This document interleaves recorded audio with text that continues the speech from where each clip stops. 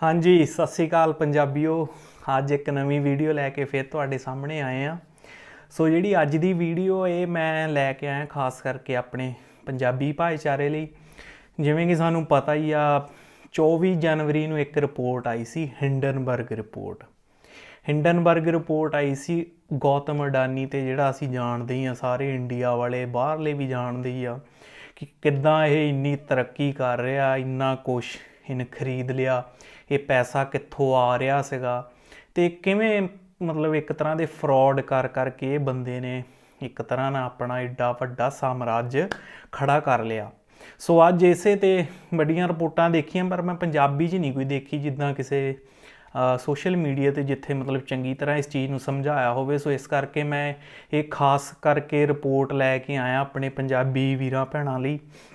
सो जिद्दां कहंदे ही आ ना, देखी चल रंग करतार दे, आप मर जाते जेड़े दूजियां नूं मारदे। सो उही हिसाब अडानी ना होया जिहड़ा पंजाब नूं एक तरह ना थल्ले लाउण नूं फिरदा ही। ये रब दे रंग देखो अज उहनूं ही किस हालात विच उस रब ने पहुँचाता। सो आ जाओ गल करते हैं। 24 जनवरी 2023 नूं एक रिपोर्ट आउंदी आ, हिंडनबर्ग रिपोर्ट। हिंडनबर्ग रिपोर्ट जिहड़ी आ ये दरअसल एक कंपनी आ अमेरिका दी। सो ये काम करती आ, ये इस तरह दी रिपोर्टां कढ़दी आ, फाइनैंशियल रिसर्च करती आ कंपनियां ते उस दे बेस ते रिपोर्ट कढ़दी आ ते हलचल मचा दिंदी आ। सो अगे सब तो पहला मैं तुहानूं सारिआं नूं दसदा कि हिंडनबर्ग है की आ। हिंडनबर्ग एक 1937 ਦੇ ਵਿੱਚ ਇੱਕ ਜਹਾਜ਼ ਹਾਦਸਾ ਹੋਇਆ ਸੀਗਾ। ਜਹਾਜ਼ ਦਾ ਹਾਦਸਾ ਜਿੱਦਾਂ ਅਸੀਂ ਕਹਿ ਸਕਦੇ ਹਾਂ ਕਿ ਇੱਕ ਗੁਬਾਰੇ ਵਾਲਾ ਜਹਾਜ਼ ਸੀ ਜਿਸ 'ਚ ਹਾਈਡਰੋਜਨ ਭਰੀ ਹੁੰਦੀ ਸੀ ਤੇ ਇੰਜਣ ਲੱਗੇ ਹੁੰਦੇ ਸੀ ਉਸ ਉੱਤੇ, ਤੇ ਉਹ ਜਹਾਜ਼ ਇੱਕ ਜਗ੍ਹਾ ਤੋਂ ਦੂਜੀ ਜਗ੍ਹਾ ਪੈਸੇਂਜਰਸ ਨੂੰ ਲੈ ਕੇ ਜਾਂਦਾ ਹੈਗਾ, ਯਾਤਰੀਆਂ ਨੂੰ ਲੈ ਕੇ। 1937 ਵਿੱਚ ਇਹਦਾ ਹਾਦਸਾ ਹੋ ਜਾਂਦਾ, ਇਹਨੂੰ ਅੱਗ ਲੱਗ ਜਾਂਦੀ ਹੈ ਜਦੋਂ ਇਹਨੂੰ ਇੱਕ ਨੇਵੀ ਸਟੇਸ਼ਨ ਦੇ ਉੱਤੇ ਪਾਰਕ ਕਰਨ ਲੱਗਦੇ ਆ, ਮੂਰਿੰਗ ਕਰਦੇ ਆ ਜਿਹਨੂੰ ਕਹਿ ਦਿੰਦੇ ਅੰਗਰੇਜ਼ੀ 'ਚ, ਰੱਸੇ ਪਾ ਕੇ ਉਹਨੂੰ ਬੰਨਣਾ ਸੀਗਾ। ਉਸ ਟਾਈਮ ਹਾਦਸਾ ਹੁੰਦਾ, ਇਹਨੂੰ ਅੱਗ ਲੱਗ ਜਾਂਦੀ ਆ ਤੇ 35 ਤੋਂ 36 ਲਗਭਗ ਜਿਹੜੇ ਆ ਬੰਦੇ ਜਿਹੜੇ ਹੁੰਦੇ ਆ ਇਹਦੇ ਉੱਤੇ ਉਹ ਮਰ ਜਾਂਦੇ ਨੇ। ਟੋਟਲ 92 ਦੇ ਵਿੱਚੋਂ 35 ਜਿਹੜੇ ਮਰ ਜਾਂਦੇ। ਸੇਮ ਇਹੀ ਕੰਮ ਇਹ ਕੰਪਨੀ ਕਰਦੀ ਆ ਹਿੰਡਨਬਰਗ। ਉਹਨਾਂ ਕੰਪਨੀਆਂ ਨਾਲ ਕਰਦੀ ਆ, ਉਹਨਾਂ ਨੂੰ ਇੱਕ ਤਰ੍ਹਾਂ ਨਾਲ ਜਲਾ ਦਿੰਦੀ ਆ, ਖਤਮ ਕਰ ਦਿੰਦੀ ਆ, ਜਿਹੜੀਆਂ ਕਿ ਇੱਕ ਤਰ੍ਹਾਂ ਦਾ ਫਰੋਡ ਕਰਦੀਆਂ ਨੇ ਕਿਸੇ ਨਾਲ। ਪਹਿਲਾਂ ਤਾਂ ਹੁਣ ਮੈਂ ਤੁਹਾਨੂੰ ਸਾਰਿਆਂ ਨੂੰ ਦੱਸਣਾ ਚਾਹੁੰਦਾ ਕਿ ਕਈਆਂ ਨੂੰ ਪਤਾ ਨਹੀਂ ਹੋਣਾ ਸ਼ੇਅਰ ਮਾਰਕੀਟ ਜਾਂ ਸ਼ੇਅਰ ਵਾਲੀਆਂ ਕੰਪਨੀਆਂ ਦਾ ਕੀ ਹਿਸਾਬ ਕਿਤਾਬ ਹੁੰਦਾ। ਜਦੋਂ ਵੀ ਕਦੀ ਆਪਾਂ ਕੋਈ ਕੰਪਨੀ ਸ਼ੁਰੂ ਕਰਨੀ ਆ, ਦੋ ਤਰ੍ਹਾਂ ਨਾਲ ਕਰ ਸਕਦੇ। ਇੱਕ ਜਿੱਦਾਂ ਮੰਨ ਲਓ ਪ੍ਰਾਈਵੇਟ ਕੰਪਨੀ ਹੋ ਜਾਂਦੀ ਆ ਤੇ ਇੱਕ ਹੁੰਦੀ ਪਬਲਿਕ ਕੰਪਨੀ। ਸ਼ੇਅਰ ਮਾਰਕੀਟ 'ਚ ਜੇ ਦੇਖਿਆ ਜਾਏ ਪ੍ਰਾਈਵੇਟ ਦੇ ਵਿੱਚ ਲਗਭਗ ਬਹੁਤ ਘੱਟ ਬੰਦੇ ਹੁੰਦੇ। ਜਿੱਦਾਂ ਮੰਨ ਲਓ ਕਿ ਆਪਾਂ 4-5 ਬੰਦੇ ਆ, ਸਾਡੇ ਕੋਲ ਪੈਸਾ ਹੈਗਾ ਆ, ਅਸੀਂ ਆਪਣੇ ਤੌਰ 'ਤੇ ਕੋਈ ਕੰਪਨੀ ਸਟਾਰਟ ਕਰ ਸਕਦੇ ਹਾਂ। ਆਪਣਾ ਪੈਸਾ ਲਗਾ ਕੇ ਖੁਦ ਹੀ ਸਾਰਾ ਦਾ ਸਾਰਾ ਕੰਮ ਕਰਕੇ ਇੱਕ ਆਪਣੀ ਕੰਪਨੀ ਸਥਾਪਿਤ ਕਰ ਲਈ ਤੇ ਆਪਣੇ ਉਹ 'ਚ ਸਾਡਾ ਹੀ ਹਿੱਸਾ ਹੋਊਗਾ ਪ੍ਰਾਈਵੇਟ ਬੰਦਿਆਂ ਦਾ, ਕਿਉਂਕਿ ਪੈਸਾ ਅਸੀਂ ਲਗਾਇਆ। ਪਰ ਦੂਜੇ ਪਾਸੇ ਜੇਕਰ ਪਬਲਿਕ ਕੰਪਨੀ ਦੇਖੀਏ, ਪਬਲਿਕ ਕੰਪਨੀ ਵਿੱਚ ਆਮ ਲੋਕ ਵੀ ਪੈਸਾ ਲਗਾ ਸਕਦੇ ਆ। ਮੰਨ ਲਓ ਕਿਸੇ ਨੇ ਕੋਈ ਕੰਪਨੀ ਖੋਲ੍ਹਣੀ ਆ, ਉਹਦੇ ਕੋਲ ਕੋਈ ਆਈਡੀਆ ਹੈਗਾ ਆ, ਉਹ ਉਹਨੇ ਕੰਪਨੀ ਸਥਾਪਿਤ ਕਰਨੀ ਆ, ਉਹ ਆਪਣਾ ਆਈਡੀਆ ਬਣਾਊਗਾ, ਉਹਦੇ ਵਿੱਚ ਉਹਨੇ ਇੱਕ ਪ੍ਰਮੋਟਰ ਲੱਭਣੇ ਆ। ਪ੍ਰਮੋਟਰ ਹੁੰਦੇ ਆ ਜਿਹੜਾ ਸਟਾਰਟਿੰਗ ਕੰਪਨੀ ਨੂੰ ਸਟਾਰਟ ਕਰਨ ਦੇ ਵਿੱਚ ਮਦਦ ਕਰੂਗੇ, ਕਿਉਂਕਿ ਸ਼ੇਅਰ ਖਰੀਦਣੇ। ਮੰਨ ਲਓ ਕਿ ਇੱਕ ਐਗਜ਼ਾਮਪਲ ਦੇ ਤੌਰ 'ਤੇ ਮੈਂ ਤੁਹਾਨੂੰ ਦੱਸੂਗਾ ਕਿ 1 ਕਰੋੜ ਦੀ ਕੰਪਨੀ ਖੋਲ੍ਹਣੀ ਹੈ। ਮੰਨ ਲਓ ਇੱਕ ਬੰਦੇ ਨੂੰ 1 ਕਰੋੜ ਚਾਹੀਦਾ, ਉਹਦੇ ਕੋਲ ਕਰੋੜ ਵਿੱਚੋਂ ਮੰਨ ਲਓ ਕਿ 5 ਲੱਖ ਰੁਪਈਆ ਹੀ ਆ, ਤੇ ਉਹ ਚਾਹੁੰਦਾ ਕਿ ਮੈਂ ਇੱਕ ਕੰਪਨੀ ਬਣਾਵਾਂ। ਸੋ ਉਹ ਕੰਪਨੀ ਬਣਾਉਣ ਲਈ 1 ਕਰੋੜ ਰੁਪਈਆ ਕਿੱਦਾਂ ਲਿਆਊਗਾ? ਸਭ ਤੋਂ ਪਹਿਲਾਂ ਉਹ ਲੱਭੂਗਾ ਪ੍ਰਮੋਟਰ। ਪ੍ਰਮੋਟਰ ਹੋਣਗੇ, ਮੰਨ ਲਓ ਕਿ ਉਹ ਕੁਝ ਪੈਸਾ ਸਟਾਰਟ ਕਰਨ ਲਈ ਕੰਮ ਨੂੰ ਕੀ ਕਰਨਾ ਹੈਗਾ। ਮੰਨ ਲਓ ਜਗ੍ਹਾ ਖਰੀਦਣੀ ਹੈ, ਕਿਹੜੀਆਂ ਮਸ਼ੀਨਾਂ ਖਰੀਦਣੀਆਂ ਆ, ਕਿਹੜੀ ਜਗ੍ਹਾ 'ਤੇ ਹੋਊਗੀ, ਲੀਗਲ ਆਪਣੇ ਜੋ ਲੀਗਲ ਪ੍ਰੋਸੈਸ ਆ ਕੰਪਨੀ ਨੂੰ ਕਿੱਦਾਂ ਇਨਕੋਰਪੋਰੇਟ ਕਰਨਾ, ਉਹ ਚੀਜ਼ਾਂ ਸਾਰੀਆਂ ਪ੍ਰਮੋਟਰ ਨੇ ਦੇਖਣੀਆਂ ਹੁੰਦੀਆਂ ਨੇ। ਅਤੇ ਕੁਝ ਪੈਸਾ ਪ੍ਰਮੋਟਰਾਂ ਨੇ ਪਲੈਜ ਕਰਨਾ ਹੁੰਦਾ ਕਿ ਇੰਨੀ ਗਰੰਟੀ ਇੰਨੀ ਤੱਕ ਦੀ ਆਪਾਂ ਲੈਂਦੇ ਹਾਂ। ਸੋ ਉਸ ਤੋਂ ਇਲਾਵਾ ਜੋ ਬਚ ਗਿਆ ਪੈਸਾ ਹੁੰਦਾ ਹੈ ਉਹ ਆਮ ਪਬਲਿਕ ਦੇ ਵਿੱਚ ਇਸ਼ਤਿਹਾਰ ਕੱਢਿਆ ਜਾਂਦਾ ਹੈ।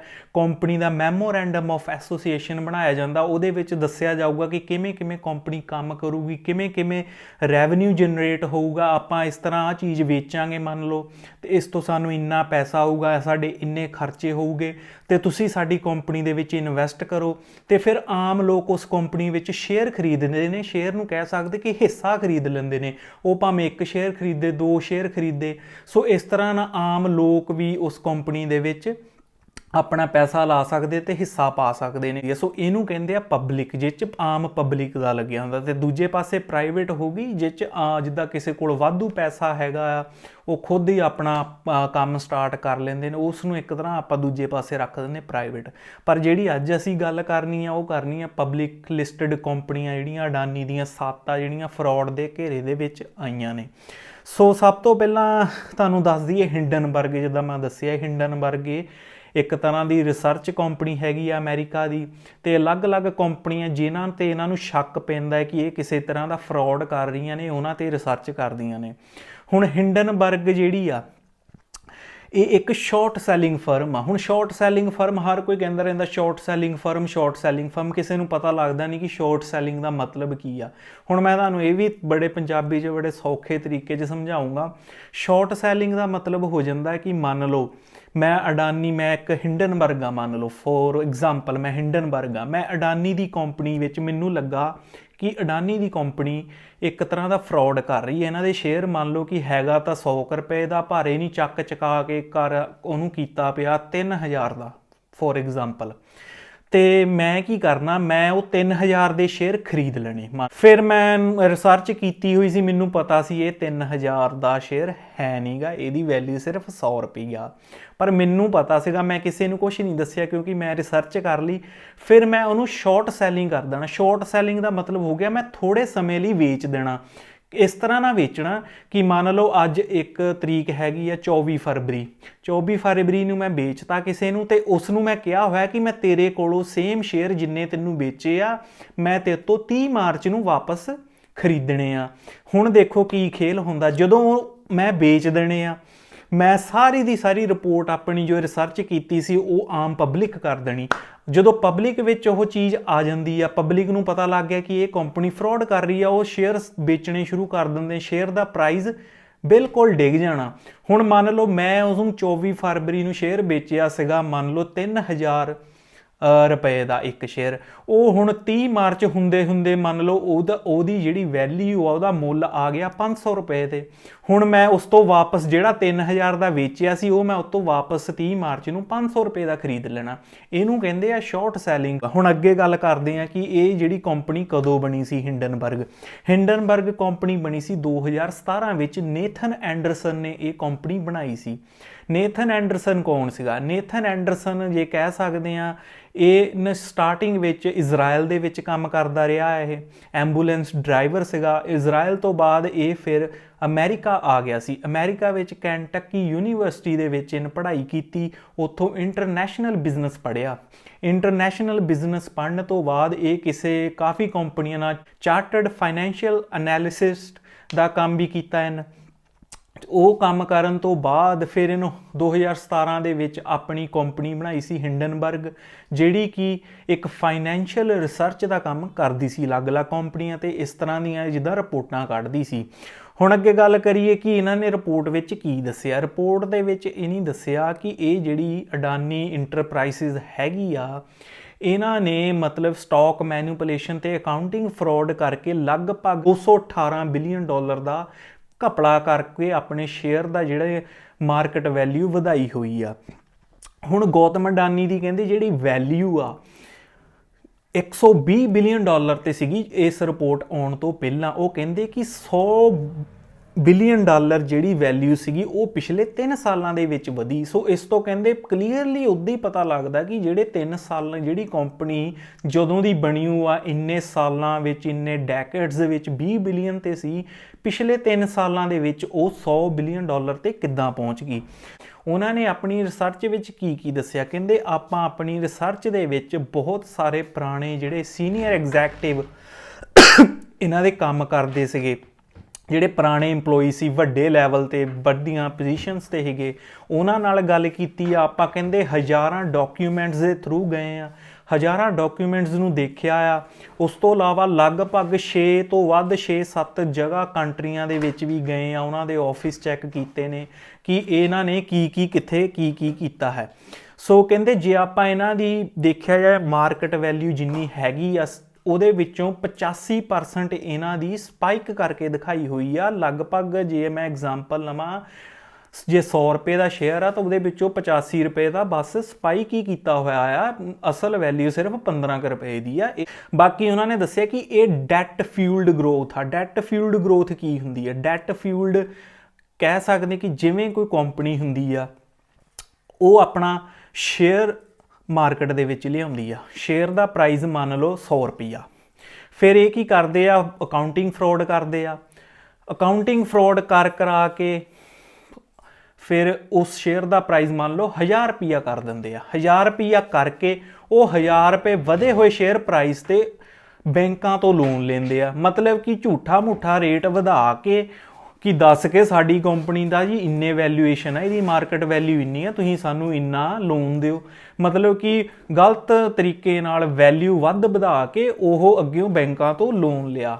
ਜੇ ਲੋਨ ਦੀ ਗੱਲ ਕੀਤੀ ਜਾਵੇ ਤਾਂ ਇਹਨਾਂ ਦੇ ਉੱਤੇ ਹੈਗਾ 2,21,000 ਕਰੋੜ ਰੁਪਏ ਦਾ ਲੋਨ ਅਡਾਨੀ ਇੰਟਰਪ੍ਰਾਈਜ਼ਜ਼, ਜੋ ਅਡਾਨੀ ਦੀਆਂ ਕੰਪਨੀਆਂ ਨੇ ਇਹਨਾਂ ਉੱਤੇ, ਜਿਨ੍ਹਾਂ ਦੇ ਵਿੱਚੋਂ 81,200 ਕਰੋੜ ਜਿਹੜਾ ਕਿ ਭਾਰਤੀ ਬੈਂਕਾਂ ਨੇ ਦਿੱਤਾ ਹੋਇਆ, ਇੰਡੀਅਨ ਬੈਂਕਾਂ ਨੇ, ਤੇ ਬਾਕੀ ਬਾਹਰਲੀਆਂ ਬੈਂਕਾਂ ਨੇ ਵੀ ਦਿੱਤਾ ਹੋਇਆ ਹੈ। ਜਿਹੜੇ 8 ਤੋਂ 22 ਟੌਪ ਲੈਵਲ ਦੇ ਜਿਹੜੇ ਕਰਮਚਾਰੀ ਕਹਿ ਸਕਦੇ ਇਹਨਾਂ ਦੀਆਂ ਕੰਪਨੀਆਂ ਵਿੱਚ ਜਾਂ ਲੀਡਰ ਨੇ ਜਾਂ ਸੀਨੀਅਰ ਪੋਜੀਸ਼ਨਸ ਤੇ, ਉਹ ਹੈਗੇ ਆ ਸਾਰੇ ਦੇ ਸਾਰੇ ਅਡਾਨੀ ਦੀ ਫੈਮਿਲੀ ਦੇ ਵਿੱਚੋਂ। ਇਹ ਇੱਕ ਤਰ੍ਹਾਂ ਨਾਲ ਜੁੜੇ ਹੋਏ ਆ, ਰਿਸ਼ਤੇਦਾਰ ਆ ਅੱਗੇ ਤੋਂ ਅੱਗੇ।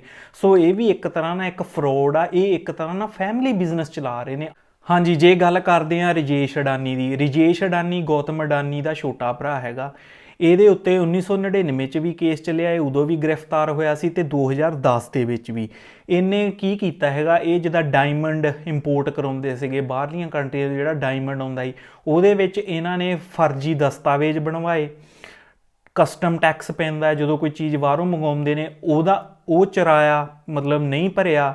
ਉਸ ਤੋਂ ਇਲਾਵਾ ਇਲੀਗਲ ਤਰੀਕੇ ਨਾਲ ਇਹਨਾਂ ਨੇ ਕੋਲ ਦੀ ਜਿਹੜੀ ਆ ਇੰਪੋਰਟ ਕੀਤਾ, ਕੋਲ ਬਾਹਰਲੇ ਦੇਸ਼ਾਂ ਤੋਂ ਮੰਗਵਾਇਆ ਇਲੀਗਲ ਤਰੀਕੇ ਨਾਲ। ਉਸ ਤੋਂ ਇਲਾਵਾ ਪੈਟਰੋਲੀਅਮ ਪ੍ਰੋਡਕਟਸ ਦੇ ਉੱਤੇ ਵੀ ਇਹਨਾਂ ਨੇ ਇਲੀਗਲ ਤਰੀਕੇ ਨਾਲ ਇੰਪੋਰਟ ਕੀਤਾ। ਸੋ ਇਸ ਤੋਂ ਇਲਾਵਾ ਇਹਨਾਂ ਨੇ ਜਾਲੀ ਦਸਤਾਵੇਜ਼ ਜਿੱਦਾਂ ਇੰਪੋਰਟ, ਫੋਰਜਿੰਗ ਕਸਟਮ ਡਾਕੂਮੈਂਟਸ ਜਿਹੜੇ ਹੁੰਦੇ ਨੇ ਉਹਨਾਂ ਨੂੰ ਫੋਰਜ ਕੀਤਾ, ਉਹਨਾਂ ਨੂੰ ਗਲਤ ਤਰੀਕੇ ਨਾਲ ਬਣਾਏ। ਇਹਨਾਂ ਚੱਕਰਾਂ ਦੇ ਵਿੱਚ 2 ਵਾਰੀ ਇਹ ਜੇਲ੍ਹ ਜਾ ਚੁੱਕਾ ਆ। ਪਰ ਫਿਰ ਵੀ ਇਸ ਦੇ ਹੁੰਦੇ ਹੋਏ ਇਸ ਚੀਜ਼ ਦੇ ਵੀ ਇਸ ਨੂੰ ਇਹਨਾਂ ਨੇ ਅੱਗੇ ਮੈਨੇਜਿੰਗ ਡਾਇਰੈਕਟਰ ਬਣਾਇਆ ਅਡਾਨੀ ਇੰਟਰਪ੍ਰਾਈਜ਼ਜ਼ ਦਾ। ਹੁਣ ਅੱਗੇ ਗੱਲ ਕਰਦੇ ਹਾਂ ਸਮੀਰ ਵੋਰਾ, ਜਿਹੜਾ ਕਿ ਅਡਾਨੀ ਦਾ, ਗੌਤਮ ਅਡਾਨੀ ਦਾ ਸਾਲਾ ਆ, ਬ੍ਰਦਰ ਇਨ ਲਾਅ ਹੈਗਾ। ਇਹ ਸੀਗਾ ਰਿੰਗ ਲੀਡਰ ਜਿਹੜਾ ਇਹਨੇ ਸਕੈਮ ਚਲਾਇਆ ਸੀ ਡਾਇਮੰਡ ਟ੍ਰੇਡਿੰਗ ਦਾ, ਜਿਹੜੇ ਬਾਹਰੋਂ ਮੰਗਵਾਉਂਦੇ ਸੀ, ਡਾਇਮੰਡ ਇੰਪੋਰਟ ਕਰਦੇ ਸੀ। ਉਸ ਸਕੀਮ ਦੇ ਵਿੱਚ ਜਿਹੜਾ ਕਿ ਸਭ ਤੋਂ ਮੇਨ ਮੋਹਰਾ ਸੀਗਾ, ਇਹ ਸੀਗਾ ਸਮੀਰ ਵੋਰਾ, ਜਿਹੜਾ director of revenue intelligence DRI ਸੀਗੀ। ਉਹਨੇ ਵੀ ਇਸ ਉੱਤੇ ਮਤਲਬ ਇਨਵੈਸਟੀਗੇਸ਼ਨ ਕੀਤੀ ਸੀ, ਤੇ ਇਹਨਾਂ ਜਿਹੜੀਆਂ ਫਾਲਸ ਸਟੇਟਮੈਂਟਸ ਦਿੱਤੀਆਂ ਹੈਗੀਆਂ, ਝੂਠੀਆਂ ਸਟੇਟਮੈਂਟਾਂ ਦਿੱਤੀਆਂ ਸੀ ਇਹਨਾਂ ਰੈਗੂਲੇਟਰੀ ਨੂੰ, ਜਿਹਦੇ ਕਰਕੇ ਮਤਲਬ ਇਹ ਵੀ ਫਰੋਡ ਦਾ ਹਿੱਸਾ ਸੀਗਾ। ਤੇ ਪਰ ਫਿਰ ਇਸ ਚੀਜ਼ ਦੇ ਹੁੰਦੇ ਹੋਏ ਵੀ ਸਮੀਰ ਵੋਰਾ ਨੂੰ ਜਿਹੜਾ ਅਡਾਨੀ ਗਰੁੱਪ ਦਾ ਆਸਟ੍ਰੇਲੀਆ ਦਾ ਹੈਗਾ ਪਾਰਟ, ਉੱਥੇ ਦਾ ਐਗਜ਼ੈਕਟਿਵ ਡਾਇਰੈਕਟਰ ਬਣਾਇਆ ਜਾਂਦਾ ਆ, ਮਤਲਬ ਇਸ ਪੋਜੀਸ਼ਨ ਤੇ। ਪਰ ਜੇਕਰ ਕਿਸੇ ਹੋਰ ਕੰਟਰੀ ਦੇ ਵਿੱਚ, ਮੰਨ ਲਓ US ਵਰਗੀ ਕੰਟਰੀ ਵਿੱਚ ਕਿਸੇ ਵੀ ਉੱਪਰ ਇਸ ਤਰ੍ਹਾਂ ਦੇ ਜੇ ਆਰੋਪ ਲੱਗ ਜਾਂਦੇ ਨੇ, ਉਹ ਡਾਇਰੈਕਟਰ ਬਣਨਾ ਤਾਂ ਤੁਸੀਂ ਗੱਲ ਬਾਹਰ ਦੀ ਆ, ਉਹ ਕਿਸੇ ਕੰਪਨੀ 'ਚ ਹੀ ਨਹੀਂ ਜਾ ਸਕਦਾ, ਉਸ ਨੂੰ ਜੇਲ੍ਹ ਹੋਣੀ ਤਾਂ ਹੋਣੀ ਆ। ਉਸ ਤੋਂ ਇਲਾਵਾ ਕਿਸੇ ਹੋਰ ਕੰਪਨੀ ਦੇ ਵਿੱਚ ਉਹ ਬੰਦਾ ਕਿਸੇ ਵੀ ਪੋਜੀਸ਼ਨ ਤੇ, ਸੀਨੀਅਰ ਪੋਜੀਸ਼ਨ ਤੇ ਕੰਮ ਨਹੀਂ ਕਰ ਸਕਦਾ। ਹੁਣ ਇਸ ਤੋਂ ਬਾਅਦ ਗੱਲ ਕਰਦੇ ਆ ਅਡਾਨੀ ਦਾ ਵੱਡਾ ਭਰਾ ਵਿਨੋਦ ਅਡਾਨੀ, ਉਹਦਾ ਕੀ ਹਿੱਸਾ ਆ। ਇਹ ਬੰਦਾ ਸਭ ਤੋਂ ਮੇਨ ਜਿਹੜਾ ਕੰਮ ਕਰਦਾ, ਸ਼ੈੱਲ ਕੰਪਨੀਜ਼ ਚਲਾਉਂਦਾ। ਸ਼ੈੱਲ ਕੰਪਨੀਜ਼ ਵੀ ਅਸੀਂ ਬਣਿਆ ਸੁਣਿਆ ਕਿ ਬੜੀਆ ਵੀਡੀਓ ਦੱਸਿਆ ਕਿ ਬਾਹਰ ਸ਼ੈੱਲ ਕੰਪਨੀਜ਼ ਬਣਾਈਆਂ। ਸ਼ੈੱਲ ਕੰਪਨੀਜ਼ ਕੀ ਆ, ਮੈਂ ਆਮ ਭਾਸ਼ਾ 'ਚ ਤੁਹਾਨੂੰ ਦੱਸਦਾ। ਸ਼ੈੱਲ ਹੁੰਦੀ ਕਿ ਬਾਹਰੋਂ ਮੰਨ ਲਓ ਆਂਡਾ ਆ, ਆਂਡੇ ਦੇ ਵਿੱਚੋਂ ਜੇਕਰ ਆਪਾਂ ਲਿਕੁਇਡ ਕੱਢ ਲਈ ਤਾਂ ਬਾਹਰਲੀ ਪਰਤ ਜਿਹੜੀ ਆ ਉਹਨੂੰ ਸ਼ੈੱਲ ਕਹਿ ਦਿੰਦੇ।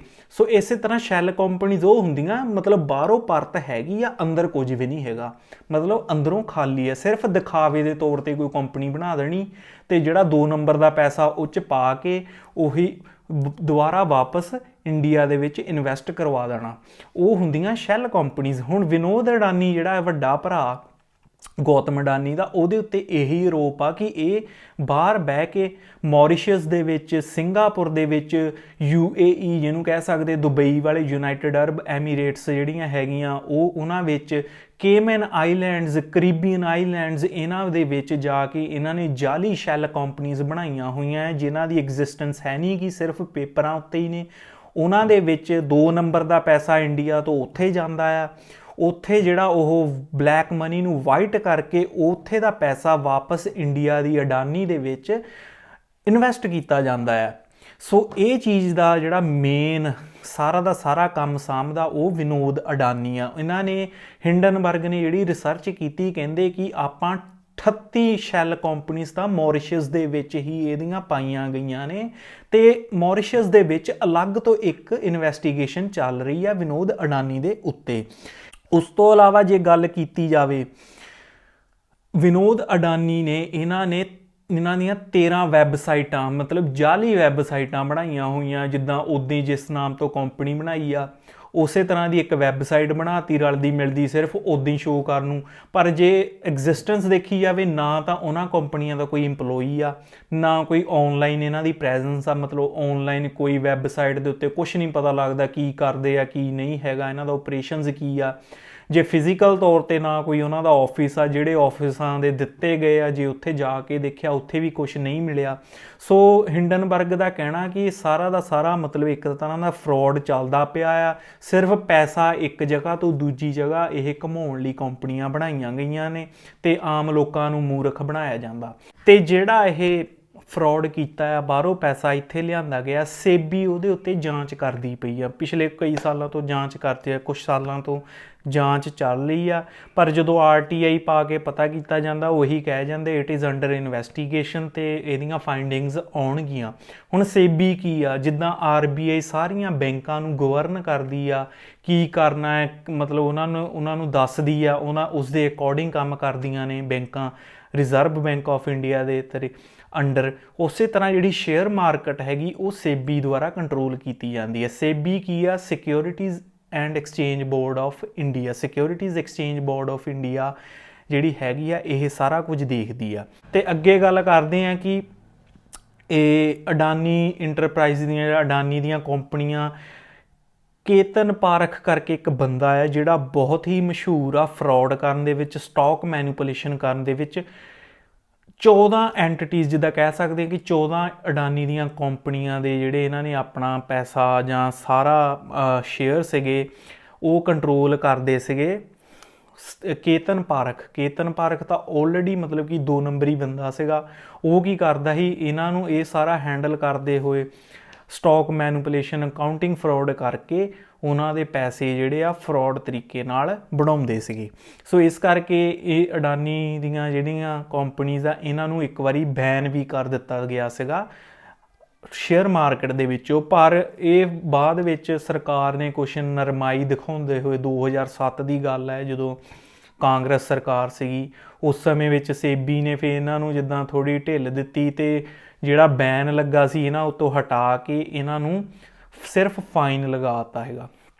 ਪਰ ਫਿਰ ਵੀ ਦੇਖਿਆ ਜਾਏ, ਫਿਰ ਵੀ ਇਹ ਪੁੱਠੇ ਕੰਮ, ਜਿੱਦਾਂ ਕੇਤਨ ਪਾਰਖ ਸੀਗਾ, ਇਹ ਸਟਿਲ ਇਹਨਾਂ ਦੇ ਚੁੱਪ ਚਪੀਤੇ ਕੰਪਨੀਆਂ ਨੂੰ ਹੈਂਡਲ ਕਰਦਾ ਸੀਗਾ ਤੇ ਸਟਾਕ ਮੈਨੀਪੂਲੇਸ਼ਨ ਕਰਕੇ ਇਸੇ ਤਰ੍ਹਾਂ ਦੇ ਫਰੋਡ ਤਰੀਕੇ ਦੇ ਨਾਲ ਪੈਸੇ ਕਮਾਉਂਦੇ ਸੀਗੇ, ਤਾਂ ਜੋ ਮਤਲਬ ਜਿਹੜੇ ਕਿ ਕੰਪਨੀਜ਼ ਦੀ ਬੈਲੈਂਸ ਸ਼ੀਟ ਆ ਉਹ ਕ੍ਰੈਡਿਟ ਵਰਤੀ ਲੱਗੇ, ਕਿ ਆਮ ਬੈਂਕਾਂ ਨੂੰ, ਆਮ ਲੋਕਾਂ ਨੂੰ ਇੱਦਾਂ ਲੱਗੇ ਕਿ ਇਹ ਵਧੀਆ ਕਮਾਈ ਕਰ ਰਹੀ ਆ, ਕੰਪਨੀ ਵਧੀਆ ਫਾਈਨੈਂਸ਼ੀਅਲ ਕੰਡੀਸ਼ਨ ਦੇ ਵਿੱਚ ਹੈਗੀ ਆ। ਪਰ ਅਸਲ ਸੱਚਾਈ ਇਹ ਹੁੰਦੀ ਸੀ ਕਿ ਵਿੱਚ ਕੁਝ ਵੀ ਨਹੀਂ ਹੁੰਦਾ ਹੈਗਾ, ਸ਼ੇਅਰ ਦਾ ਪ੍ਰਾਈਸ ਉੱਦਾਂ ਹੀ ਵਧਾ ਚੜ੍ਹਾ ਕੇ ਦੱਸਿਆ ਗਿਆ ਹੁੰਦਾ ਹੈਗਾ। ਹੁਣ ਗੱਲ ਕਰਦੇ ਹਾਂ ਆਡੀਟਰ ਦੀ। ਜਿੱਦਾਂ ਕਈ ਕੰਪਨੀਆਂ ਹੁੰਦੀਆਂ ਨੇ ਜਾਂ ਸਰਕਾਰੀ ਦਫ਼ਤਰ ਹੁੰਦੇ ਨੇ ਜਾਂ ਹੋਰ ਹੁੰਦੇ ਆ, ਸਾਲ ਬਾਅਦ ਉਹਨਾਂ ਦਾ ਆਡਿਟ ਹੁੰਦਾ ਹੈ। ਆਡਿਟ ਦੇ ਵਿੱਚ ਦੇਖਿਆ ਜਾਂਦਾ ਹੈ ਕਿ ਇਹ ਜੋ ਵੀ ਪ੍ਰੋਸੀਜਰਸ ਫੋਲੋ ਕਰਦੇ ਨੇ ਉਹ ਠੀਕ ਕਰਦੇ ਨੇ ਜਾਂ ਗਲਤ ਕਰਦੇ ਨੇ। ਆਡਿਟ ਦਾ ਕੰਮ ਇਹੀ ਹੁੰਦਾ। ਪਰ ਜੇ ਦੇਖਿਆ ਜਾਏ ਅਡਾਨੀ ਇੰਟਰਪ੍ਰਾਈਜ਼ਸ ਵਰਗੀ ਜਾਂ ਅਡਾਨੀ ਟੋਟਲ ਗੈਸ ਹੋ ਗਈ ਜਾਂ ਏਡੀਆਂ ਵੱਡੀਆਂ ਕੰਪਨੀਆਂ, ਕਰੋੜਾਂ ਅਰਬਾਂ ਦੀਆਂ ਜਿਹੜੀਆਂ ਕੰਪਨੀਆਂ, ਉਹਨਾਂ ਦੇ ਆਡੀਟਰ ਕੌਣ ਸੀਗੇ? ਜੇ ਮੈਂ ਤੁਹਾਨੂੰ ਦੱਸਾਂ ਤਾਂ ਸਿਰਫ 23-24 ਸਾਲ ਦੇ ਮੁੰਡੇ ਸੀਗੇ ਜਿਹੜੇ ਫਰੈਸ਼ ਕਾਲਜ ਦੇ ਵਿੱਚੋਂ ਪਾਸ ਹੋ ਕੇ ਆਏ ਸੀ ਤੇ ਅਡਾਨੀ ਵਰਗੀਆਂ ਕੰਪਨੀਆਂ ਦੇ ਸਿਗਨੇਚਰ ਮਾਰਦੇ ਸੀ, ਆਡਿਟ ਕਰਦੇ ਸੀਗੇ ਫਾਈਨੈਂਸ਼ੀਅਲ ਡਾਕੂਮੈਂਟਸ ਨੂੰ। ਸੋ ਕਿਹੜੀ ਕੰਪਨੀ ਸੀਗੀ ਇਹ? ਸੀਗੀ ਸ਼ਾਹ ਢੰਡਾਰੀਆ ਨਾਮ ਦੀ ਕੰਪਨੀ ਸੀਗੀ, ਜਿਹੜੀ ਇਹ ਅਡਾਨੀ ਇੰਟਰਪ੍ਰਾਈਜ਼ਸ ਦੇ ਅਡਾਨੀ ਦੀਆਂ ਕੰਪਨੀਆਂ ਨੂੰ ਆਡਿਟ ਕਰਦੇ ਸੀ। ਨਾ ਤਾਂ ਇਹਨਾਂ ਦੀ ਕੋਈ ਵੈਬਸਾਈਟ, ਹੁਣ ਇੱਥੋਂ ਹਿਸਾਬ ਲਾ ਸਕਦੇ ਜਿਹੜੀ ਏਡੀ ਤਕੜੀ ਕੰਪਨੀ ਨੂੰ ਆਡਿਟ ਕਰਦੇ ਉਹਨਾਂ ਦੀ ਕੋਈ ਵੈਬਸਾਈਟ ਹੀ ਹੈ ਨਹੀਂ ਗੀ। ਸਿਰਫ ਇੱਕ ਆਫਿਸ ਸੀਗਾ ਜਿਹਦਾ 32,000 ਰੁਪਈਆ ਮਹੀਨੇ ਦਾ ਕਿਰਾਇਆ ਸੀਗਾ ਤੇ ਉਹਦੇ ਵਿੱਚ 4 ਪਾਰਟਨਰ ਸੀਗੇ ਜਿਨ੍ਹਾਂ ਦੀ ਫੋਟੋ ਮੈਂ ਲਗਾਊਂਗਾ। 4 ਪਾਰਟਨਰ ਸੀਗੇ ਤੇ 11 ਇੰਪਲੋਈ ਸੀਗੇ ਤੇ ਇੱਕ ਆਫਿਸ ਸੀ ਛੋਟਾ ਜਿਹਾ। ਸੋ ਇੱਥੋਂ ਹਿਸਾਬ ਲਾ ਸਕਦੇ ਕਿ ਇਹ ਇੰਨੀ ਛੋਟੀ ਜੀ ਫਰਮ ਸ਼ਾਹ ਢੰਡਾਰੀਆ ਨਾਮ ਦੀ ਏਡੀ ਤਕੜੀ ਕੰਪਨੀ ਨੂੰ ਆਡਿਟ ਕਰਦੀ ਸੀ। ਹੁਣ ਅਸੀਂ ਗੱਲ ਕਰਾਂਗੇ ਹਿੰਡਨਬਰਗ ਨੇ ਕਿਹੜੀਆਂ ਕੰਪਨੀ ਦਾ ਦਿਵਾਲੀਆ ਪਹਿਲਾਂ ਕੀਤਾ ਹੋਇਆ ਜਿਨ੍ਹਾਂ ਨੂੰ ਰਿਪੋਰਟ ਦੇ ਥਰੂ। ਸਭ ਤੋਂ ਪਹਿਲਾਂ ਗੱਲ ਕਰਾਂਗੇ ਨਿਕੋਲਾ ਇੱਕ ਇਲੈਕਟ੍ਰਿਕ ਕਾਰ ਕੰਪਨੀ ਸੀਗੀ US ਦੇ ਵਿੱਚ। ਇਹਨਾਂ ਨੇ ਸਭ ਤੋਂ ਪਹਿਲਾਂ ਉਹਨਾਂ ਨੇ ਦੱਸਿਆ ਸੀ ਕਿ ਇਹਨਾਂ ਨੇ ਆਪਣਾ ਸ਼ੇਅਰ ਪ੍ਰਾਈਸ ਜਿਹੜਾ ਇੱਦਾਂ ਹੀ ਗਲਤ ਕਾਊਂਟਿੰਗ ਪ੍ਰੈਕਟਿਸਿਸ ਕਰਕੇ ਵਧਾਇਆ ਹੋਇਆ ਆ। ਇਹਨਾਂ ਦਾ ਸ਼ੇਅਰ ਪ੍ਰਾਈਸ ਸੀਗਾ 60 ਤੋਂ 65 ਅਮਰੀਕਨ ਡਾਲਰ। ਜਦੋਂ ਹਿੰਡਨਬਰਗ ਰਿਪੋਰਟ ਆਉਂਦੀ ਆ ਉਹ ਆਉਣ ਤੋਂ ਬਾਅਦ ਇਹਨਾਂ ਦੇ ਜਿਹੜਾ ਸ਼ੇਅਰ ਪ੍ਰਾਈਸ ਸੀਗਾ ਡਿੱਗ ਕੇ ਕਿੱਥੇ ਆ ਜਾਂਦਾ $3 ਤੇ ਮਤਲਬ ਇਹ ਕੰਪਨੀ ਤਬਾਹ ਹੋ ਜਾਂਦੀ, ਖਤਮ ਹੋ ਜਾਂਦੀ ਆ। ਉਸ ਤੋਂ ਬਾਅਦ ਹੈ ਕਲੋਵਰ ਹੈਲਥ ਨਾਮ ਦੀ ਕੰਪਨੀ ਸੀ, ਉਹਦੇ ਉੱਤੇ ਵੀ ਹਿੰਡਨਬਰਗ ਨੇ ਰਿਸਰਚ ਕੀਤੀ ਤੇ ਉਸ ਰਿਪੋਰਟ ਆਉਣ ਤੋਂ ਬਾਅਦ ਇਹਨਾਂ ਦੀ ਜਿਹੜੀ ਟੋਟਲ ਮਾਰਕੀਟ ਵੈਲਿਊ ਸੀ 6.25 ਬਿਲੀਅਨ ਡਾਲਰ ਸੀਗੀ US ਡਾਲਰ।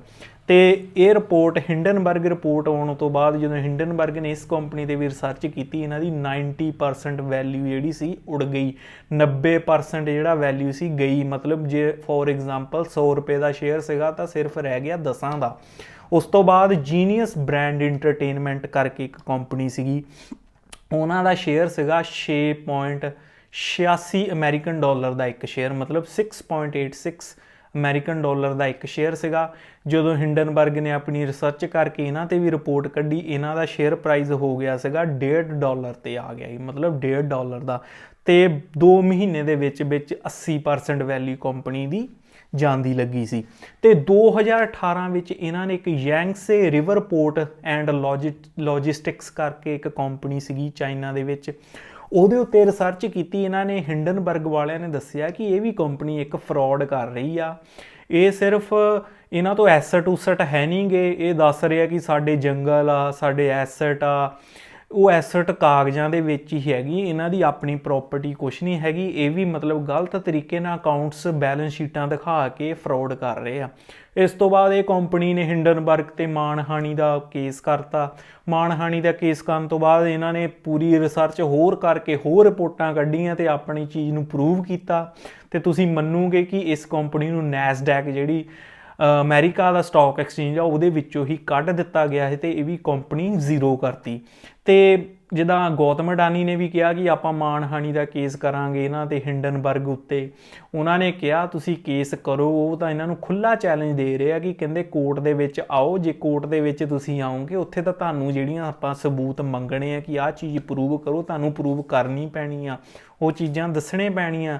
ਉਹ ਤਾਂ ਖੁੱਲ੍ਹ ਕੇ ਚੈਲੰਜ ਕਰ ਰਹੇ ਆ, ਤੁਸੀਂ ਕੋਰਟ ਕੇਸ ਕਰੋ ਸਾਡੇ ਉੱਤੇ ਤੇ ਆ ਜਾਓ, ਤੁਹਾਨੂੰ ਅਸੀਂ ਫਿਰ ਕੋਰਟ ਦੇ ਵਿੱਚ ਮਿਲਾਂਗੇ ਤੇ ਫੇਰ ਗੱਲ ਕਰਾਂਗੇ।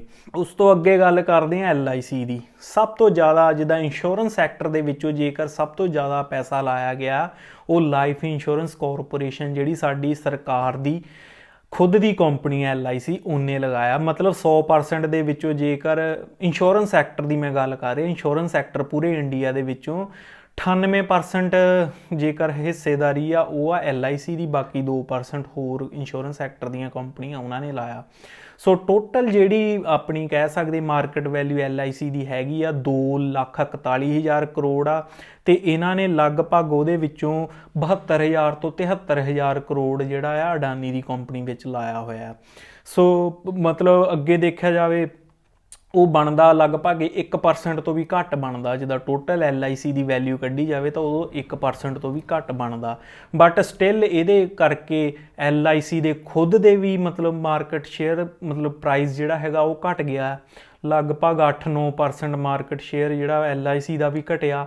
ਤੇ ਇਹਨਾਂ ਨੂੰ ਖੁਦ ਜਿਹੜਾ 72-73,000 ਕਰੋੜ ਅਡਾਨੀ ਦੇ ਵਿੱਚ ਲਾਇਆ ਆ ਉਹ ਵੀ ਜਿਹੜਾ ਪ੍ਰਾਈਸ ਆ ਥੱਲੇ ਆ ਗਿਆ। ਤੇ ਜਦੋਂ ਸ਼ੇਅਰ ਪ੍ਰਾਈਸ ਬੜੇ ਡਿੱਗ ਗਏ ਸੀਗੇ, ਇਹਨਾਂ ਨੇ ਇੱਕ FPO ਵੀ ਕੀਤਾ। FPO ਹੁੰਦਾ ਫੋਲੋ ਅਪ ਪਬਲਿਕ ਆਫਰ, ਇੱਕ ਹੁੰਦਾ IPO ਇਨੀਸ਼ੀਅਲ ਪਬਲਿਕ ਆਫਰ। ਜਦੋਂ ਤੱਕ ਕੰਪਨੀ ਬਣਦੀ ਆ, ਜਦੋਂ ਉਸ ਵੇਲੇ ਸ਼ੇਅਰ ਖਰੀਦਦੇ ਨੇ ਉਹਨੂੰ ਕਹਿੰਦੇ ਨੇ ਇਨੀਸ਼ੀਅਲ ਪਬਲਿਕ ਆਫਰ। ਜਦੋਂ ਕੰਪਨੀ ਚੱਲਦੀ ਪਈ ਆ, ਚੱਲਦੀ ਹੋਈ ਕੰਪਨੀ ਦੇ ਵਿੱਚ ਹੀ ਸ਼ੇਅਰ ਹੋਰ ਕੰਪਨੀ ਵੇਚੇ ਅੱਗੇ, ਕਿ ਸ਼ੇਅਰ ਆਪਾਂ ਹੋਰ ਆਮ ਪਬਲਿਕ ਨੂੰ ਦੇਣੇ ਆ, ਜਾਂ ਕੋਈ ਇਨਵੈਸਟਰ ਜਿਹੜਾ ਇਨਵੈਸਟ ਕਰ ਸਕਦਾ, ਉਹਨੂੰ ਕਹਿ ਦਿੰਦੇ ਆ FPO।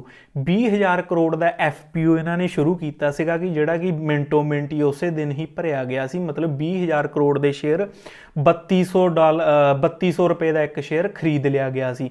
ਉਹ ਜਿਹੜੀਆਂ ਕੰਪਨੀਆਂ ਨੇ ਕਹਿੰਦੇ ਖਰੀਦਿਆ ਸੀ, ਜਿਵੇਂ ਕਿ ਇੱਕ ਅਲਾਰਾ ਕਰਕੇ ਕੰਪਨੀ ਸੀਗੀ, ਅਲਾਰਾ ਇੰਟਰਪ੍ਰਾਈਜ਼ਸ ਸੀਗੀ, ਉਹ ਵੀ ਉਹਨਾਂ ਦੇ ਵੀ ਹਿੱਸੇਦਾਰੀ ਜਿੱਦਾਂ ਕਹਿ ਸਕਦੇ ਹਾਂ ਕਿ ਸੰਬੰਧ ਅਡਾਨੀ ਦੇ ਨਾਲ ਹੀ ਜੁੜਦੇ ਆ। ਉਹ ਕੰਪਨੀ ਦੇ ਵਿੱਚ ਜਿਹੜਾ ਜੋ ਜੌਨਸਨ ਸੀਗਾ ਬੰਦਾ, ਉਹਦਾ ਡਾਇਰੈਕਟਰ ਸੀਗਾ ਉਹ ਜਿੱਦਾਂ ਇੰਗਲੈਂਡ ਦਾ PM ਜਿਹੜਾ ਪੁਰਾਣਾ ਰਹਿ ਚੁੱਕਾ ਹੈ, ਬੋਰਿਸ ਜੌਨਸਨ, ਉਹਦਾ ਭਰਾ ਸੀਗਾ।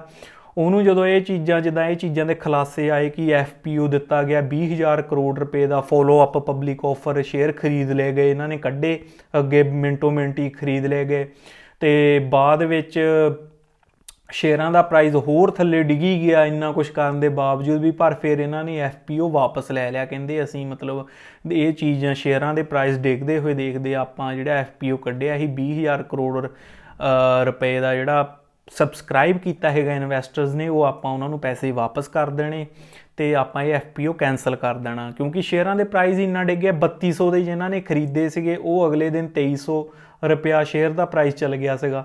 ਸੋ ਇਸ ਕਰਕੇ ਇਹਨਾਂ ਨੂੰ ਉਹ ਕੈਂਸਲ ਕਰਨਾ ਪੈ ਗਿਆ ਹੈਗਾ। ਹੁਣ ਉਹਦੇ ਵਿੱਚ ਲਾਰਾ ਕੰਪਨੀ ਤੇ ਵੀ ਰਿਸਰਚ ਹੋ ਰਹੀ ਹੈ ਕਿ ਲਾਰਾ ਇੰਟਰਪ੍ਰਾਈਜ਼ਸ ਦਾ ਵੀ ਜਿਹੜਾ ਹਿੱਸਾ ਇਹਨਾਂ ਦੇ ਨਾਲ ਸੰਬੰਧ ਜੁੜਦੇ ਆ, ਉਹ 'ਤੇ ਇਨਵੈਸਟੀਗੇਸ਼ਨ ਅਲੱਗ ਚੱਲ ਰਹੀ ਆ। ਸੇਬੀ ਜਿਹੜੀ ਹੈਗੀ ਆ, ਜਿਹਦਾ ਕੰਮ ਹੈਗਾ ਸਿਕਿਉਰਿਟੀਜ਼ ਐਕਸਚੇਂਜ ਬੋਰਡ ਦਾ, ਜਿਹਨੂੰ ਦੇਖਣਾ, ਉਹ ਤਾਂ ਬਿਲਕੁਲ ਹੀ ਨਹੀਂ ਕੁਝ ਕਰ ਰਿਹਾ, ਕਿਉਂਕਿ ਸਾਨੂੰ ਪਤਾ ਕਿ ਸਰਕਾਰ ਦੀ ਪੂਰੀ ਸਪੋਰਟ ਹੈਗੀ ਆ, ਆਪਾਂ ਕਹਿ ਸਕਦੇ ਇੱਕ ਤਰੀਕੇ ਨਾਲ, ਜਿਹਦੇ ਕਰਕੇ ਸੇਬੀ ਦੇ ਵੀ ਹੱਥ ਵੱਜੇ ਆ ਤੇ ਉਹ ਵੀ ਕੁਝ ਨਹੀਂ ਕਰ ਸਕਦੇ। ਪਰ ਦੂਜੇ ਪਾਸੇ ਮਾਰਕੀਟ ਸਸਟੇਨੇਬਿਲਿਟੀ ਇੰਡੈਕਸ ਜਿਹੜਾ ਡਾਓ ਜੋਨਸ ਆ, US ਦੀ ਜਿਹੜੀ ਸਟਾਕ ਐਕਸਚੇਂਜ ਕਹਿ ਸਕਦੇ, ਉਹਦੇ ਵਿੱਚੋਂ ਇਸ ਦੇ ਸ਼ੇਅਰ ਅਡਾਨੀ ਦੇ ਕੱਢ ਦਿੱਤੇ ਗਏ ਨੇ। ਉਹਦੇ ਉੱਤੇ ਉਹ ਬਿਲਕੁਲ ਵੀ ਜਿੱਦਾਂ ਕਿ ਵੇਚੇ ਖਰੀਦੇ ਨਹੀਂ ਜਾ ਸਕਦੇ। ਜੇ ਕੋਈ ਖਰੀਦਦਾ ਤਾਂ ਉਹਨਾਂ ਡਾਓ ਜੋਨਸ ਨੇ ਕਿਹਾ ਕਿ ਉਹ ਆਪਣੇ ਰਿਸਕ ਉੱਤੇ ਖਰੀਦ ਸਕਦਾ ਆ। ਤੇ ਦੂਜੇ ਪਾਸੇ ਕ੍ਰੈਡਿਟ ਸਵਿਸ ਤੇ ਸਿਟੀ ਬੈਂਕ, ਇਹ ਇੰਟਰਨੈਸ਼ਨਲ ਬੈਂਕਾਂ ਨੇ ਜਿਹੜੀਆਂ ਕਿ ਅੱਗੇ ਲੋਨ ਦਿੰਦੀਆਂ ਨੇ, ਉਹਨਾਂ ਨੇ ਵੀ ਮਨਾ ਕਰਤਾ ਕਿ ਅਸੀਂ ਅਡਾਨੀ ਦੀਆਂ ਕੰਪਨੀਆਂ ਦੇ ਜਿਹੜੇ ਬੌਂਡਸ ਆ ਉਹਨਾਂ ਉੱਤੇ ਆਪਾਂ ਲੋਨ ਦੇਣਾ ਬੰਦ ਕਰ ਦਿੱਤਾ ਹੈ ਤੇ ਆਪਾਂ ਨਹੀਂ ਦੇਵਾਂਗੇ। ਹੁਣ ਤੁਹਾਨੂੰ ਹੋਣਾ ਕਿ ਬੌਂਡਸ ਕੀ ਹੁੰਦੇ ਨੇ। ਬੌਂਡ ਹੁੰਦਾ ਜਿਵੇਂ ਕੋਈ ਵੱਡੀਆਂ ਕੰਪਨੀਆਂ ਹੁੰਦੀਆਂ ਨੇ, ਕ੍ਰੈਡਿਟ ਹੁੰਦਾ ਜਿਨ੍ਹਾਂ ਦਾ ਇੱਕ ਤਰ੍ਹਾਂ ਨਾਲ, ਜਿਨ੍ਹਾਂ ਦੀ ਇੱਕ ਬਣੀ ਹੋਈ ਹੈ, ਇੱਕ ਇਮੇਜ ਵਧੀਆ ਬਣੀ ਹੋਈ ਆ ਮਾਰਕੀਟ ਦੇ ਵਿੱਚ, ਉਹ ਬੌਂਡਸ ਇਸ਼ੂ ਕਰਦੀਆਂ ਨੇ। ਮੰਨ ਲਓ ਜਾਂ ਸਰਕਾਰ ਵੀ ਬੌਂਡਸ ਇਸ਼ੂ ਕਰਦੀ ਆ, ਉਹ ਇੱਕ ਤਰ੍ਹਾਂ ਨਾਲ ਇੱਕ ਪੇਪਰ ਹੁੰਦਾ ਆ ਜਿਹਦੇ ਉੱਤੇ ਮਤਲਬ ਦਿੱਤਾ ਹੁੰਦਾ ਕਿ ਅੱਜ ਤੁਸੀਂ ਸਾਨੂੰ ਸਪੋਜ਼ ਕਰ ਲਓ 1 ਲੱਖ ਰੁਪਈਆ ਦਓਗੇ, ਆਪਾਂ ਤੁਹਾਨੂੰ 1 ਸਾਲ ਬਾਅਦ ਵਾਪਸ ਇੰਨੇ % ਇੰਟਰਸਟ 'ਤੇ ਤੁਹਾਨੂੰ ਉਹ ਵਾਪਸ ਕਰ ਦਿਆਂਗੇ। ਉਹ ਹੁੰਦਾ ਬੌਂਡਸ। ਮਤਲਬ ਸਰਕਾਰ ਵੀ ਜਦੋਂ ਕੋਈ ਆਪਣੇ ਪ੍ਰੋਜੈਕਟ ਚਲਾਉਂਦੀ ਹੈ, ਪੈਸੇ ਦੀ ਲੋੜ ਹੁੰਦੀ ਹੈ ਤਾਂ ਬੌਂਡਸ ਇਸ਼ੂ ਕਰਦੀ ਹੈ। ਇਹਨਾਂ ਨੇ ਬੌਂਡਸ ਆਮ ਲੋਕ ਖਰੀਦ ਸਕਦੇ ਨੇ, ਕਿਉਂਕਿ ਇਹਨਾਂ ਉੱਤੇ ਜਿਹੜਾ ਇੰਟਰਸਟ ਮਿਲਦਾ ਉਹ ਇੱਕ ਤਰ੍ਹਾਂ ਨਾਲ ਫਿਕਸ ਹੁੰਦਾ ਤੇ ਮਿਲਣਾ ਹੀ ਮਿਲਣਾ ਹੁੰਦਾ। ਸ਼ੇਅਰਸ ਦੀ ਤਰ੍ਹਾਂ ਉਹ ਫਲਕਚੁਏਟ ਨਹੀਂ ਹੁੰਦਾ, ਉਹ ਇੱਕ ਤਰ੍ਹਾਂ ਨਾਲ ਫਿਕਸ ਕਮਾਈ ਹੁੰਦੀ ਆ। ਸੋ ਪਰ ਅਡਾਨੀ ਜਿੱਦਾਂ ਇਹ ਫਰੋਡ ਕਰਦੇ ਪਏ ਆ, ਜਿੱਦਾਂ ਆਇਆ ਕਿ ਹਿੰਡਨਬਰਗ ਦੀ ਰਿਪੋਰਟ ਦੇ ਅਕੋਰਡਿੰਗਲੀ, ਤੇ ਇਸ ਕਰਕੇ ਸਵਿਸ ਬੈਂਕ ਤੇ ਸਵਿਸ ਕ੍ਰੈਡਿਟ ਤੇ ਜਿਹੜੀ ਸਿਟੀ ਬੈਂਕ ਆ, ਇਹਨਾਂ ਦੇ ਬੌਂਡਸ ਦੇ ਉੱਤੇ ਲੋਨ ਦੇਣਾ ਬੰਦ ਕਰ ਦਿੱਤਾ ਆ।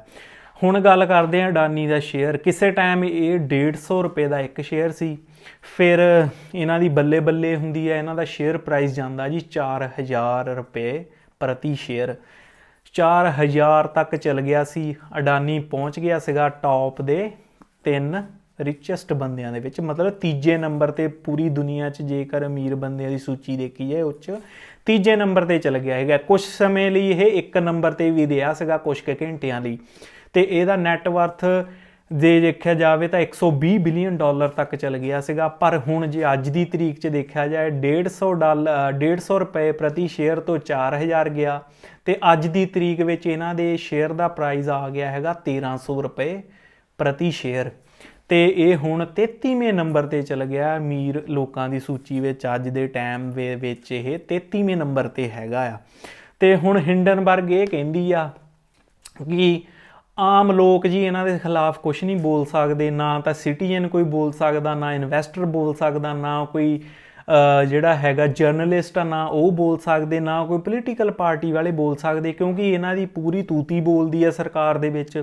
ਸੋ ਇਸ ਕਰਕੇ ਲੋਕ ਡਰਦੇ ਨੇ। ਗੌਤਮ ਅਡਾਨੀ ਖੁਦ ਤਾਂ ਕਹਿੰਦਾ ਕਿ ਮੈਂ ਜਿਹੜੀ ਮੇਰੀ ਨਿੰਦਾ ਜੇ ਕੋਈ ਕਰਦਾ ਮੈਂ ਉਹਨੂੰ ਇੱਕ ਪੋਜ਼ਿਟਿਵ ਤਰੀਕੇ ਨਾਲ ਲੈਂਦੇ ਆ। ਪਰ ਜੇ ਪਿਛਲਾ ਹਿਸਟਰੀ ਦੇਖੀ ਜਾਏ, ਜਿਹੜਾ ਵੀ ਇਹਨਾਂ ਦੇ ਖਿਲਾਫ ਕੋਈ ਆਮ ਬੰਦਾ ਬੋਲਿਆ ਉਹਨਾਂ ਨੂੰ ਇਹਨਾਂ ਨੇ ਜੇਲ੍ਹ 'ਚ ਪਹੁੰਚਾਤਾ ਜਾਂ ਉੱਤੇ ਬੈਨ ਲਗਵਾਤਾ, ਚੈਨਲ ਖਰੀਦ ਲਏ। ਮਤਲਬ ਇਸ ਤਰੀਕੇ ਦੇ ਇਹ ਕੰਮ ਕਰਦੇ ਨੇ। ਤੇ ਹਿੰਡਨਬਰਗ ਕਹਿੰਦੀ ਕਿ ਇਸ ਚੀਜ਼ਾਂ ਨੂੰ ਦੇਖਦੇ ਹੋਏ ਕੋਈ ਵੀ ਇਹਨਾਂ ਦੇ ਖਿਲਾਫ ਬੋਲਣ ਦੀ ਹਿੰਮਤ ਨਹੀਂ ਕਰਦੇ। ਪਰ ਅਸੀਂ ਕਹਿੰਦੇ ਆਪਣੇ ਜਿਹੜੇ 88 ਸਵਾਲ ਇਹਨਾਂ ਨੂੰ ਪੁੱਛੇ ਉਹਨਾਂ ਉੱਤੇ ਅੱਜ ਵੀ ਖੜੇ ਆ। ਜੇ ਹਿੰਮਤ ਆ ਕਹਿੰਦੇ ਤੇ ਸਾਡੇ ਉੱਤੇ ਕੇਸ ਕਰਕੇ ਦੱਸੋ ਤੇ ਕੋਰਟ ਵਿੱਚ ਆ ਕੇ ਸਾਡੇ ਨਾਲ ਲੜੋ। ਸੋ ਮੈਂ ਹੋਪ ਕਰਦਾ ਇਹ ਵੀਡੀਓ ਤੁਹਾਨੂੰ ਪਸੰਦ ਆਊਗੀ। ਪਲੀਜ਼ ਪਲੀਜ਼ ਇਸ 'ਤੇ ਮਿਹਨਤ ਬਹੁਤ ਜ਼ਿਆਦਾ ਲੱਗੀ ਮੇਰੀ, ਤੇ ਇਹਨੂੰ ਸ਼ੇਅਰ ਜ਼ਰੂਰ ਕਰਿਓ ਅੱਗੇ। ਇਹੀ ਗੱਲ ਮੈਂ ਕਹਿਣੀ ਹੈ, ਸ਼ੇਅਰ ਕਰ ਦਿਓ। ਫੋਲੋ ਕਰਨਾ ਲਾਈਕ ਕਰਨਾ ਨਾ ਕਰੋ। ਅੱਗੇ ਆਮ ਜਿਹੜੇ ਆਪਣੇ ਪੰਜਾਬ ਦੇ ਖਾਸ ਕਰ ਲੋਕ ਆ ਉਹਨਾਂ ਨੂੰ ਪੰਜਾਬੀ 'ਚ ਸਮਝ ਲੱਗ ਜਾਏ ਇਹ ਚੀਜ਼। ਇਸ ਕਰਕੇ ਇਸ ਵੀਡੀਓ ਨੂੰ ਸ਼ੇਅਰ ਜ਼ਰੂਰ ਕਰਿਓ। ਜੇ ਇੱਥੇ ਤੱਕ ਤੁਸੀਂ ਇਹ ਵੀਡੀਓ ਦੇਖੀ ਆ ਤਾਂ ਤੁਹਾਡਾ ਬਹੁਤ ਬਹੁਤ ਧੰਨਵਾਦ। ਤੇ ਮੈਂ ਇਸੇ ਤਰ੍ਹਾਂ ਹੋਰ ਵੀਡੀਓ ਲੈ ਕੇ ਆਉਂਦਾ ਰਹੂੰਗਾ। ਤਦ ਤੱਕ ਦੇ ਲਈ ਮੈਨੂੰ ਦਿਓ ਇਜਾਜ਼ਤ। ਸਤਿ ਸ਼੍ਰੀ ਅਕਾਲ, ਬਾਏ ਬਾਏ, ਟਾਟਾ।